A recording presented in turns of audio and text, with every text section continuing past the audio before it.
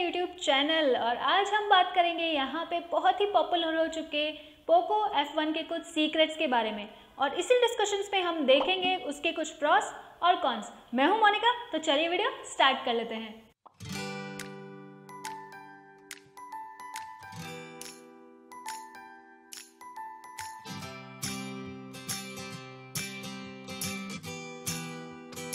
तो हम बात कर रहे हैं यहाँ पे पोको F1 के बारे में। आपको पता ही होगा पोको F1 जो है वो Xiaomi की यहाँ पे ब्रांड है। ब्रांड नहीं है, एक्चुअली सब ब्रांड है। सब ब्रांड का मतलब ये होता है कि वो पूरी तरीके से Xiaomi का प्रोडक्ट यहाँ पे नहीं है। पूरी उसकी जो डिज़ाइन है और वो जो प्रोडक्ट है वो पूरी तरीके से पोको F1 का है, लेकिन जो ब्रांडिंग वहाँ पे हो रही है वो हो रही है Xiaomi के नाम से। तो चलिए कुछ पॉइंट्स पे डिस्कशन कर लेते हैं यहाँ पे पोको F1 की डिटेलिंग के बारे में। सबसे फर्स्ट पॉइंट जो यहाँ पे आता है कि ये जो पोको F1 है यहाँ पे चाइना में लॉन्च नहीं हुआ है, डायरेक्टली यहाँ पे लॉन्च हुआ है ये इंडिया में। तो ऐसा क्यों किया होगा पोको F1 ने? Xiaomi के जितने भी यहाँ पे फ़ोन हैं सबसे पहले वो चाइना में लॉन्च होते हैं और उसके बाद जो है वो इंडिया में यहाँ पे लॉन्च होते हैं, लेकिन पोको F1 ने यहाँ पे इंडिया में इस फ़ोन को पहले लॉन्च किया है और हो सकता है कि चाइना में ये फ़ोन ना भी लॉन्च हो। तो ऐसा इसलिए कि यहाँ पे जैसे आपको पता ही होगा इंडियन मार्केट में Xiaomi एक बहुत ही पॉपुलर ब्रांड बन के निकला है। Xiaomi के फ़ोन्स यहाँ पे बहुत ही पॉपुलर हैं। तो पोको F1 ने यहाँ पे सोचा होगा कि अपने फ़ोन्स को डायरेक्टली इंडियन मार्केट में उतारने से उसके फ़ोन की जो प्राइस है या फिर उसके फ़ोन की जो पॉपुलैरिटी है वो और भी अच्छी यहाँ पे इंक्रीज़ हो जाएगी और जो सेल्स है वो भी यहाँ पे बढ़ जाएगी। नेक्स्ट बात करते हैं हम कुछ फीचर्स के बारे में। पोको F1 की इमेजेस आपने देखी होंगी। शानदार डिस्प्ले उस पर दिख रहा है विद अ बिग नॉच, आपको इस पर दिख रहा होगा। तो डिस्प्ले तो उसका बहुत ही शानदार है, शार्प डिस्प्ले है, और ये डिस्प्ले आपको और भी अच्छा दिखेगा विद डार्क थीम। अगर आप उसमें डार्क थीम यूज़ करेंगे तो वो डिस्प्ले आपको दिखेगा और भी अच्छा। लेकिन एक जो पॉइंट अब यहाँ पे आता है कि हमें जो स्पेसिफिकेशंस में बताया गया है कि पोको F1 का जो डिस्प्ले है वो पूरा मिलेगा आपको H2H डिस्प्ले, लेकिन ऐसा नहीं है। बिल्कुल H2H डिस्प्ले तो आपको नहीं मिलने वाला है। चिन पे और फॉरहेड पे और साइड में भी आपको कंसिडरेबल बेजल्स यहाँ पे मिल जाएंगी। तो पूरा जो H2H डिस्प्ले होता है जैसा कि हमें मिलता है सैमसंग गैलेक्सीज के फ़ोन में, वैसा आपको नहीं मिलेगा, बट फिर भी उन्होंने बहुत शार्प डिस्प्ले यहाँ पे देने का ट्राई किया है।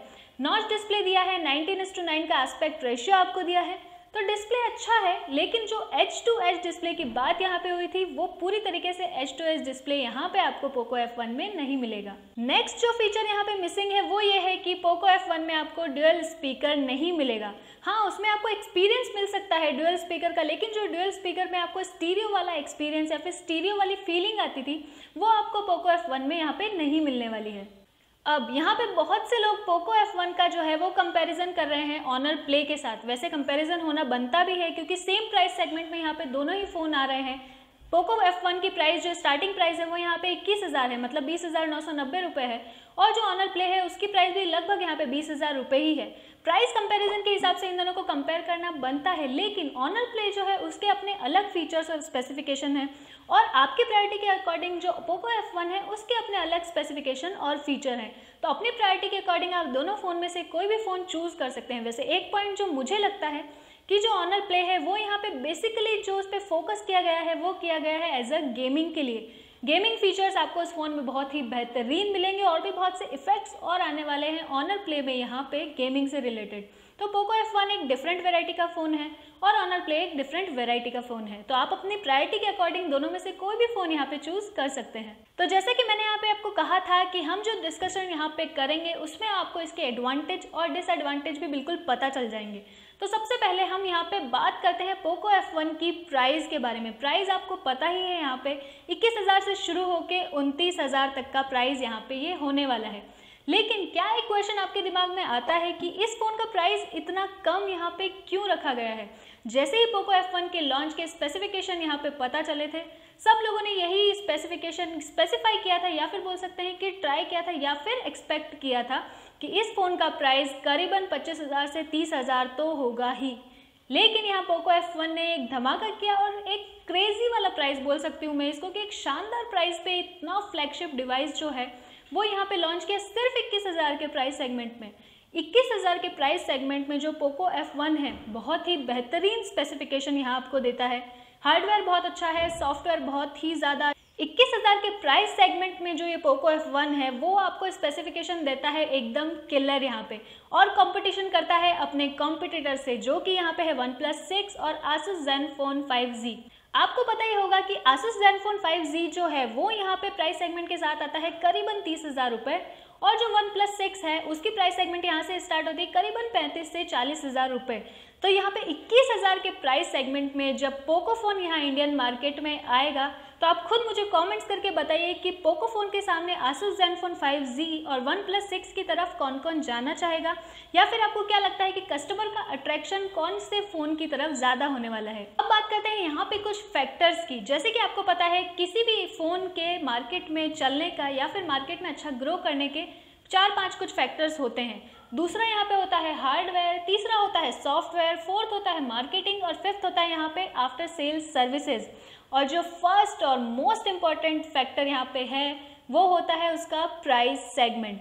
सपोज अगर मैं कोई फ़ोन यहाँ पे लॉन्च करती हूँ, उसके स्पेसिफिकेशन बहुत अच्छे हैं, हार्डवेयर बहुत अच्छा है, सॉफ्टवेयर बहुत अच्छा है, बहुत ही खतरनाक मार्केटिंग भी मैंने कर दी और आफ्टर सेल सर्विसेज भी मैं बहुत अच्छी प्रोवाइड कर रही हूँ, लेकिन क्या होगा कि अगर उस फ़ोन की जो कीमत है वो हो करीबन 1 लाख रुपए, तो मुझे ऐसा लगता है कि जो 80% लोग होंगे वो उसकी तरफ जाने से पहले ही यू टर्न मार लेंगे, और जो बाकी के 20% होंगे वो भी थोड़ा बहुत सोच समझ कर ही उस फ़ोन को लेने की कोशिश करेंगे। तो यहाँ पे प्राइस का जो फैक्टर है वो बहुत ही मैटर करता है किसी भी एक फ़ोन के सक्सेसफुल होने के पीछे। तो पोको ने इस चीज़ का यहाँ पे बहुत ही अच्छे तरीके से फ़ायदा उठाया है। खतरनाक वाले प्राइस सेगमेंट में यहाँ पे पोको F1 को लॉन्च किया है जो कि है 21,000 रुपये। तो 21,000 के प्राइस सेगमेंट में लॉन्च करने के लिए तो आपको पता ही है कि कहीं ना कहीं तो कॉस्ट कटिंग करनी ही पड़ी होगी। ऐसा तो नहीं हो सकता कि पूरे उतने तरीके से मैं उसमें इतना फंड्स डाल दूं और फिर मैं फ़ोन को लॉन्च करूं सिर्फ 21,000 रुपये में, तो मेरा रिटर्न मुझे यहाँ पे कुछ भी नहीं मिलेगा। तो हम यहाँ पे कुछ फैक्टर्स देख लेते हैं कि पोको F1 ने यहाँ पे कहाँ कॉस्ट कटिंग की होगी जो उसने इतने शानदार प्राइस में अपने इस डिवाइस को यहाँ पे इंडियन मार्केट में उतारा है। सबसे पहले अगर आप बात करेंगे फ़ोन के लुक्स की, वैसे तो फ़ोन के लुक्स यहाँ पे बहुत ही अच्छे हैं, लेकिन अगर आप उसके बैक साइड पे देखेंगे तो आपको वहाँ पे मिलेगी एक पॉलीकार्बोनेट की शीट। इसका मतलब शीट का मतलब ये है कि जो बैक पैनल आपको उसका मिलेगा वो मिलेगा आपको पूरा प्लास्टिक का। अगर यहाँ पे पोको F1 जाता ग्लास मेटल की तरफ या फिर मेटल बॉडी की तरफ, ग्लास बॉडी या फिर मेटल बॉडी में ऑफकोर्स उसको कॉस्ट थोड़ा ज़्यादा पड़ता ही सही, और जैसे ही वहाँ पे कॉस्ट ज़्यादा होता तो फ़ोन के प्राइस में भी जो है इंक्रीमेंट हो जाता। इसका मतलब यहाँ पे जो पोको ने पूरी तरीके से कॉस्ट कटिंग कर दी, वो उसने क्या किया, उसके बैक पैनल पे वहाँ पे प्लास्टिक बॉडी रख दी। नेक्स्ट जो है कि पोको F1 में आपको गोरिल्ला ग्लास 5 नहीं देखने को मिलेगा, आपको उसमें देखने को मिलेगा gorilla glass 3 with no screen guard. कोई भी स्क्रीन गार्ड उसमें आपको देखने को नहीं मिलेगा। तो अगर आप वो फ़ोन खरीदते हैं तो आपको उसी समय उसके लिए कोई स्क्रीन गार्ड या फिर टेम्पर्ड ग्लास खरीदना पड़ेगा उसकी स्क्रीन को सेव करने के लिए। डिस्प्ले के बारे में हम यहाँ बात कर ही चुके हैं कि पूरी तरीके से H2S डिस्प्ले नहीं होने वाला है, कंसिडरेबल बेजल्स आपको उसमें देखने को मिल जाएगी। नेक्स्ट हम ये बात करते हैं कि देखिए मेरे पास यहाँ पे है Mi A2 device. Mi A2 जैसे कि आपको पता ही होगा Xiaomi का नया फ़ोन है, हैंडसेट है, बहुत ही प्रीमियम लुक के साथ यहाँ Xiaomi ने ट्राई किया है Mi A2 को लॉन्च करने के लिए। काफ़ी हद तक जो है Mi A2 को प्रीमियम लुक देने में Xiaomi यहाँ पे बहुत सक्सेसफुल भी हुआ है। लेकिन आप अगर इसकी थिकनेस देख पा रहे होंगे तो ये बहुत ही स्लिम टाइप का फ़ोन यहाँ पे Mi A2 है, लेकिन पोको F1 जो आपको मिलेगा इससे थोड़ा सा थिकर होने वाला है। ऐसा नहीं मैं बोलती कि बहुत ही ज़्यादा हैवी होगा, लेकिन इतना स्लिम और लाइट वेट आपको पोको F1 नहीं मिलने वाला है। चलिए अब बात कर लेते हैं कुछ अच्छे फीचर्स के बारे में। अच्छे फीचर्स ये हैं कि इसमें जो प्रोसेसर यूज़ किया गया है वो बहुत ही पावरफुल है। स्नैपड्रैगन का 845 चिपसेट यूज़ किया गया है। इसका मतलब जो खतरनाक वाली स्पीड आपको इस फ़ोन में मिलने वाली है वो मिलने वाली है इसके पावरफुल प्रोसेसर की वजह से। एक जो चीज़ इस फ़ोन में ध्यान में रखी गई है वो है स्पीड ओवर एनिमेशन। एनिमेशन की वजह से यहाँ पे फ़ोन्स की स्पीड जो है वो थोड़ी लो हो जाती है, लेकिन पोको F1 में यहाँ पे ट्राई किया गया है कि जो स्पीड है वो ओवर एनिमेशन यहाँ पे बरकरार रहे। बिल्कुल ऐसा बोला जा रहा है कि पोको F1 की जो स्पीड यहाँ पे होने वाली है वो होने वाली है OnePlus 6 से भी बहुत ज़्यादा फास्ट। तो ऐसा क्यों होने वाला है? ऐसा इसलिए शायद होने वाला है क्योंकि इसमें जो सॉफ्टवेयर यहाँ पे यूज़ किया गया है वो बेस्ड है MIUI 9 पे। इसका मतलब वो जो MIUI 9 है वो OnePlus 6 के सॉफ्टवेयर से यहाँ पे बेटर है और बेटर स्पीड यहाँ पे पोको F1 में आपको देने वाला है। एक और जो बहुत अच्छी चीज़ पोको F1 में है इसका बैटरी बैकअप। 4000 mAh की बैटरी आपको यहाँ पे पोको F1 में मिल जाएगी। और एक चीज़ ये भी है कि उसमें जब आप फ़ोन खरीदते हैं तो आपको कुछ प्री इंस्टॉल्ड ऐप्स वहाँ पे मिलते हैं, जैसे कि गूगल मैप्स है, यूसी ब्राउज़र है या फिर फेसबुक है। इन सब जो ऐप्स आपको प्री इंस्टॉल्ड मिलते हैं, अगर आप चाहें तो अपनी मर्ज़ी के अकॉर्डिंग इनको अनइंस्टॉल भी कर सकते हैं और अपने लिए फ्री स्पेस और भी ज़्यादा बढ़ा सकते हैं फ़ोन में, जिससे आपकी जो फ़ोन की स्पीड है वो और भी ज़्यादा इंक्रीज़ हो जाएगी। नेक्स्ट पॉइंट जो हमारे पास आता है वो है इसकी मैन्युफैक्चरिंग का। अब मैन्युफैक्चरिंग कॉस्ट भी आपको पता है कि किसी भी फ़ोन के लिए बहुत ही ज़्यादा होती है और जितनी मैन्युफैक्चरिंग कॉस्ट ज़्यादा होती है उतना ही फ़ोन का प्राइस ज़्यादा होते जाता है। पर यहाँ पे भी पोको F1 को बहुत ही बड़ा एडवांटेज मिला Xiaomi की पोको ब्रांड होने का, यानी कि Xiaomi की सब ब्रांड होने का। इसका मतलब ये हुआ कि जो भी मैन्युफैक्चरिंग यूनिट है वो सब है Xiaomi के, लेकिन डिज़ाइन और डिवाइस निकल के आया है पोको F1 का। तो यहाँ पे मैन्युफैक्चरिंग के मामले में और रिसोर्सेज के मामले में भी पोको F1 ने बहुत ही अच्छी कॉस्ट कटिंग यहाँ पे कर ली है।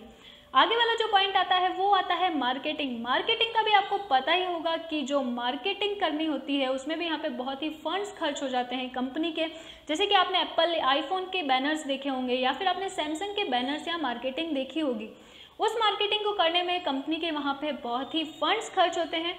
उन्हीं फंड्स को रिकवर करने के लिए यहाँ पे फ़ोन का प्राइस जो है इंक्रीज़ हो जाता है। लेकिन पोको F1 में आपको ये वाली मार्केटिंग भी बिल्कुल देखने को नहीं मिलेगी, क्योंकि यहाँ पे पोको F1 की जो मार्केटिंग हो रही है वो मुझे लगता है ह्यूमन टू ह्यूमन हो रही है। लाइक यूट्यूबर्स हैं या फिर मैं हूँ और आप हैं या फिर मैं और मेरे फ्रेंड्स हैं, हम आपस में उसी फ़ोन के बारे में बात कर रहे हैं, क्योंकि वो देखा जाए तो बहुत अभी पॉपुलर है और पॉपुलैरिटी के मामले में हम उसी के बारे में बात करते हुए उसकी पॉपुलैरिटी और उसकी मार्केटिंग को और भी ज़्यादा बढ़ा रहे हैं। तो इसलिए कोई फंड्स खर्च किए बिना ही यहाँ पे पोको F1 जो है धीरे धीरे और भी ज़्यादा पॉपुलर होते जा रहा है। नेक्स्ट जो पॉइंट आता है वो आता है आफ्टर सेल सर्विसेज का।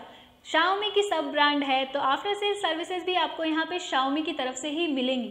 सपोज अगर आप कोई एक फ़ोन खरीदते हैं और उसके सर्विस सेंटर आपकी सिटी में, तो क्या आपके आसपास की 2-3 सिटीज़ में भी आपको नहीं मिलते हैं, तो कस्टमर्स का अट्रैक्शन वैसे भी उस फ़ोन की तरफ कम हो जाता है। भले ही मैं एक बार भी सर्विस सेंटर की शक्ल जाके ना देखूँ, लेकिन मुझे मेरी सिटी में मेरे फ़ोन का सर्विस सेंटर ज़रूर चाहिए, ऐसा हम सब लोग सोचते हैं ना। इसी वजह से यहाँ पे Xiaomi की जो आफ्टर सेल सर्विसेज है इसका बहुत बड़ा फ़ायदा हुआ है पोको F1 को, क्योंकि जो Xiaomi के यहाँ पे सर्विस सेंटर्स हैं वो लगभग हर सिटीज़ में यहाँ पे अवेलेबल हैं। तो इस वजह से भी कस्टमर का अट्रैक्शन जा रहा है यहाँ पे पोको F1 को।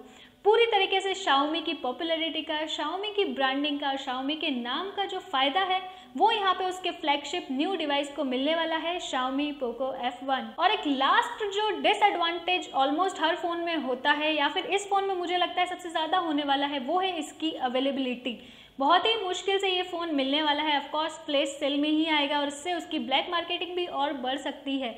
बट यहाँ पे कुछ ऑप्शंस हैं, जैसे आप प्री ऑर्डर्स कर सकते हैं, नोटिफाई का ऑप्शन यहाँ पे आता है, उससे यहाँ पे ब्लैक मार्केटिंग बहुत ही हद तक कम हो जाती है। लेकिन फिर भी इसकी जो अवेलेबिलिटी है उस पर पूरी तरीके से खतरा बना हुआ है, बहुत ही कम लोगों को ये अवेलेबल यहाँ पे होने वाला है। और एक पॉइंट और ये है कि पोको F1 जो है वो यहाँ पे मिलेगा आपको सिर्फ ऑनलाइन ही, ऑफलाइन इसका कोई भी प्रोडक्ट आपको नहीं मिलने वाला है। तो जो ऑफलाइन की कॉस्ट थी वो भी यहाँ पे पूरी तरीके से कट हो चुकी है।